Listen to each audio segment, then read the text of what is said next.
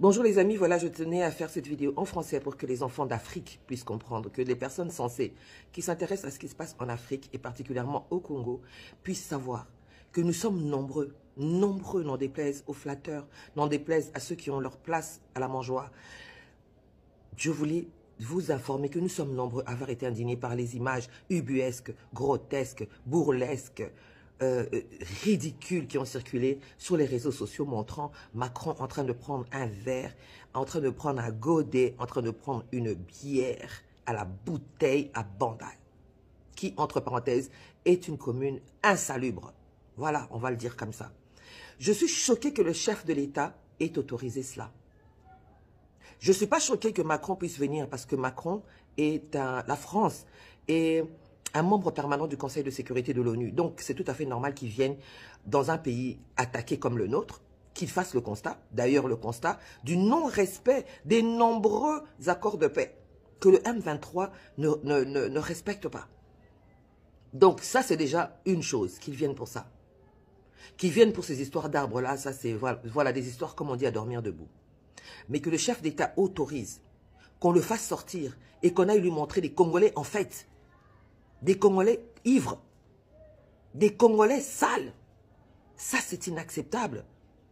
Je ne sais pas pourquoi on ne l'a pas ramené en pleine nuit dans sa chambre pour qu'il puisse profiter des conseils que procure la nuit. Je ne sais pas. Était-ce vraiment utile d'aller le faire boire? Il a levé son verre à la communauté internationale pour dire que nous sommes des mythomanes, que les Congolais sont des mythomanes, que les Congolais parlent beaucoup mais ne font rien. Où sont les menaces de boycott et autres? Il nous a ridiculisés à la face du monde. Il a montré que derrière tous nos blabla, derrière tous nos cris, derrière nos plaintes, il n'y a strictement rien.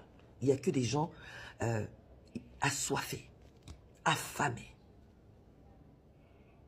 Fally Ipupa, je ne sais pas combien tu as été payé. J'espère que tu as eu assez d'argent pour nourrir ta famille pendant 4 générations parce que nos frères de l'Est, les femmes violées de l'Est, les femmes lésées, les familles lésées, séparées, ceux qui courent encore maintenant dans la forêt pour chercher un endroit où se cacher.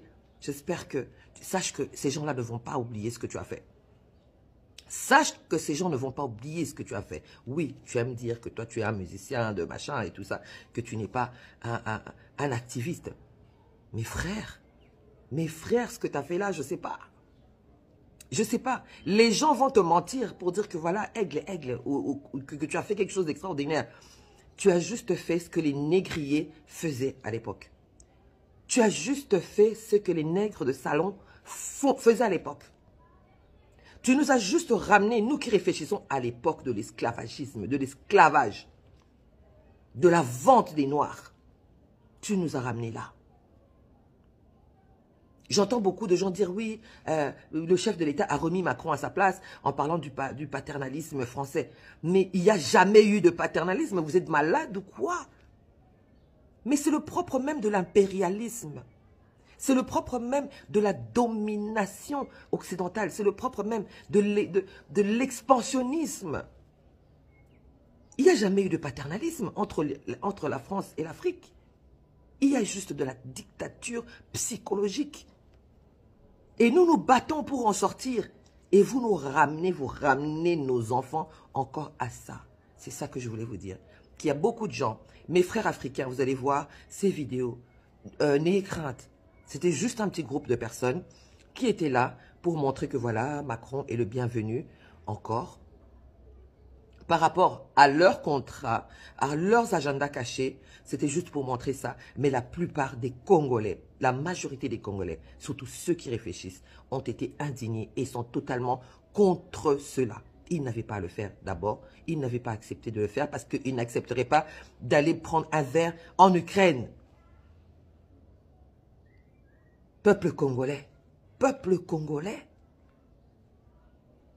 jusqu'où allez-vous continuer à être ce genre de personnes légers, complaisants, irréfléchis, émotifs? Jusque quand?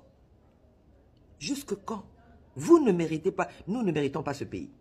Nous ne méritons pas ce pays et quelque part, maintenant, aujourd'hui, le monde entier comprendra pourquoi on laisse le Rwanda attaquer le Congo.